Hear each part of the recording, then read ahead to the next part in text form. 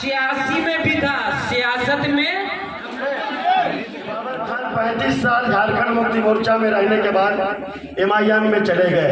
भाई उनसे ये पूछो कि भाई उन्होंने जीता तो आपके लिए काम क्या किया? 2004 में वही हुआ, 2009 में वही हुआ, 14 में वही हुआ, 19 में वही हुआ, 24 अल्लाह बरकातहू। दोस्तों, आज का ये पहला चुनावी नुक्कड़ सभा का आयोजन मस्जिद अक्सा के सामने रखा गया है।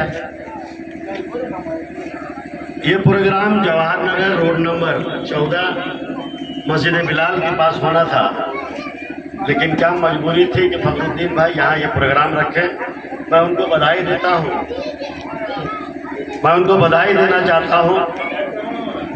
तो उन्होंने एक हिम्मत किया है, इस तरह के नुक्कड़ सभा करने का जो हिम्मत किया है, इस डर के माहौल में मैं उनको अपनी तरफ से मुबारकबाद देता हूं और उनकी हिम्मत को दाद देता हूं। जिला समिति को बधाई देना चाहता हूं और आप तमाम जो सुनने वाले हजरात हैं, मैं उनका भी शुक्रिया अदा करता हूं कि आप लोग बहुत देर से इस प्रोग्राम का इंतज़ार कर रहे थे। मैं सबसे पहले आपको बता दें कि हमको लोग बाबर खान के नाम से जानते हैं, लेकिन मेरा सर्टिफिकेट नेम राशिद हुसैन है और राशिद हुसैन उर्फ बाबर खान हमारा नाम हुआ। और मेरा इलेक्ट्रॉनिक वोटिंग मशीन ईवीएम में जो सीरियल नंबर है वो 10 नंबर में है और उसके बगल में पतंग छाप है।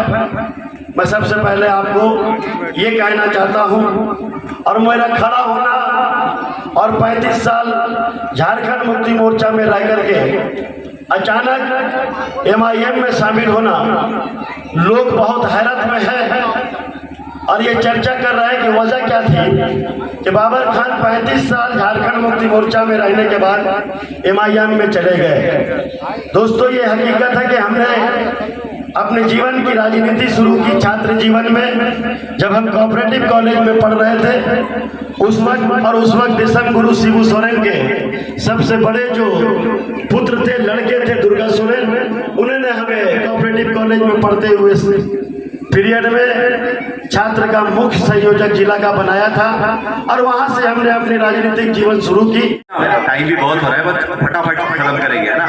तो भाई देखो, ये क्या है कि हमने यहाँ पर बहुत दंग है कि भाई हमने एक कैंडिडेट क्यों उतारा। सबसे बड़ी बात, सबसे बड़ा क्या है कि लोग ये सवाल पूछ रहे भाई आपने क्यों उतारा, वो फला आदमी जीत रहा है। भाई उनसे ये पूछो कि भाई उन्होंने जीता तो आपके लिए काम क्या किया?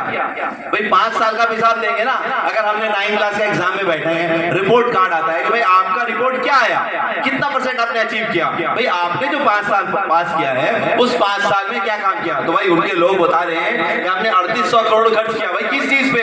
तो हम फ्लाईओवर बना रहे हैं। मतलब again he is selling you future. सदियों से होता रहा है। 2004 में वही हुआ, 2009 में वही हुआ, 14 में वही हुआ, 19 में वही हुआ, 24 में यही हुआ।